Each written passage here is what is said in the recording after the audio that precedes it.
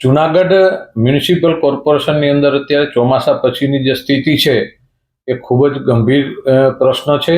રસ્તાઓ હોય, ચોમાસામાં વરસાદના હિસાબે રસ્તા ધોવાતા હોય છે, પણ એમની સફાઈ થવી જોઈએ નિયમિત, કારણ કે ધૂળ ઉડે, લોકોને નુકસાન થાય. અત્યારે ખૂબ જ પ્રમાણમાં ધૂળને હિસાબે ડસ્ટથી થતા રોગોનું પ્રમાણ ખૂબ વધે છે અને એમની સાથે પાણી વ્યવસ્થિત વિતરણ થવું જોઈએ બધા વિસ્તારની અંદર એક સરખું, અને ફિલ્ટર વાળું પાણી આવવું જોઈએ. સરકારે ખૂબ મોટા પૈસા કેન્દ્ર સરકાર હોય, રાજ્ય સરકારે આપ્યા છે, તો એનું વ્યવસ્થિત આયોજન થવું જોઈએ.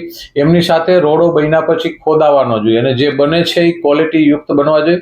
ભૂગર્ભ ગટર અને ગેસની પાઇપલાઇનને હિસાબે જે રસ્તાઓ ખરાબ છે ત્યાં પેચવર્ક થવું જોઈએ તાત્કાલિક. લોકો ખૂબ હેરાન થઈ જાય છે. ચોમાસામાં ન થાય આપણે સમજી શકીએ છીએ, પણ હવે પૂર્ણતા થયું છે ત્યારે લોકોના પ્રશ્નોને ધ્યાન આપવું જોઈએ. ગામની અંદર ગમે ત્યાં ઢોરનું મોટા પ્રમાણમાં ત્રાસ છે, હાઈકોર્ટનો હુકમ છે એનું પાલન થાય, વ્યવસ્થિત લોકોને ત્રાસ ન થાય. ઘણા લોકોના જાન પણ આમાં ગયા છે, ઘણા લોકો ખૂબ દુઃખી પણ થયા છે.